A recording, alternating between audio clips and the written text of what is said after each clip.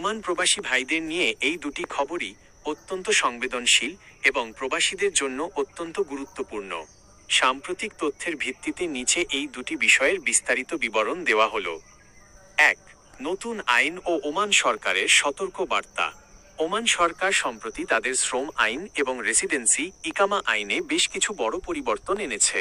প্রবাসী কর্মীদের জন্য এই নিয়মগুলো কঠোরভাবে মেনে চলার জন্য ওমান রয়্যাল পুলিশ এবং দেশটির শ্রম মন্ত্রণালয় মিনিস্ট্রি অফ লেবার থেকে বারবার সতর্কবার্তা দেওয়া হচ্ছে। অবৈধ বসবাস ও ফ্রি ভিসা বন্ধ।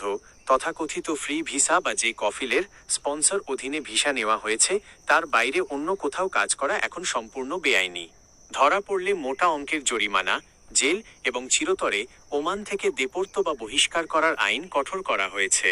ভিসার ক্যাটাগরি ও পেশা পরিবর্তন। ওমানি নাগরিকদের জন্য নির্ধারিত কিছু সংরক্ষিত পেশায় ওমানাইজেশন প্রবাসীরা কাজ করতে পারবেন না। যদি কেউ তার ভিসায় উল্লেখিত পেশার বাইরে অন্য কোনো কাজ করেন তবে নিয়োগকর্তা এবং কর্মী উভয়কেই শাস্তির মুখোমুখি হতে হবে। কোম্পানির লাইসেন্স ও জরিমানা।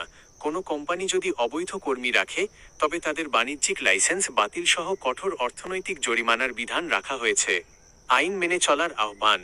বাংলাদেশ দূতাবাস ও ওমান সরকারের পক্ষ থেকে সব প্রবাসীকে নিয়মিত তাদের ইকামার মেয়াদ নবায়ন করা এবং পাসপোর্টের বৈধতা নিশ্চিত করার জন্য বিশেষভাবে অনুরোধ জানানো হয়েছে। ২. ওমান থেকে ৪ ভাইয়ের মরদেহ ফেরার মর্মান্তিক ঘটনা। ওমানে বিভিন্ন সময়ে ঘটে যাওয়া দুর্ঘটনা বা মর্মান্তিক ঘটনায় একই পরিবারের একাধিক সদস্যের মৃত্যুর ঘটনা প্রবাসী বাংলাদেশিদের গভীরভাবে শোকাহত করেছে। বিশেষ করে সড়ক দুর্ঘটনা এবং কর্মক্ষেত্রে যেমন কনস্ট্রাকশন সাইট বা কূপে কাজ করার সময় দমবন্ধ হয়ে দুর্ঘটনার কারণে প্রায়শই রেমিট্যান্স যোদ্ধাদের প্রাণ হারাতে হয়। ৪ ভাইয়ের মরদেহ একসঙ্গে ফেরার মতো হৃদয় বিদারক ঘটনাগুলোর ক্ষেত্রে সাধারণত যা ঘটে। মরদেহ প্রেরণে আইনি প্রক্রিয়া। ওমান থেকে মরদেহ বাংলাদেশে পাঠাতে হলে স্থানীয় পুলিশ রিপোর্ট, হাসপাতালের ডেথ সার্টিফিকেট, বাংলাদেশ দূতাবাসের অনাপত্তিপত্র, এনওসি এবং ওমানি কর্তৃপক্ষের ছাড়পত্রের প্রয়োজন হয়। আর্থিক সহায়তা ও অনুদান।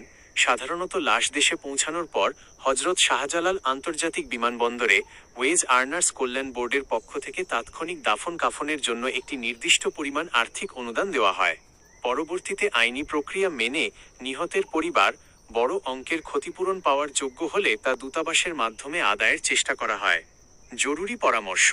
ওমানে অবস্থানরত প্রবাসী ভাইদের যে কোনো আইনি জটিলতা, কাজের চুক্তি বা আকস্মিক বিপদে সরাসরি মাস্কাটে অবস্থিত বাংলাদেশ দূতাবাসের বাংলাদেশ এমবাসি মাস্কাট অফিসিয়াল হেল্পলাইনে যোগাযোগ করার অনুরোধ করা হচ্ছে।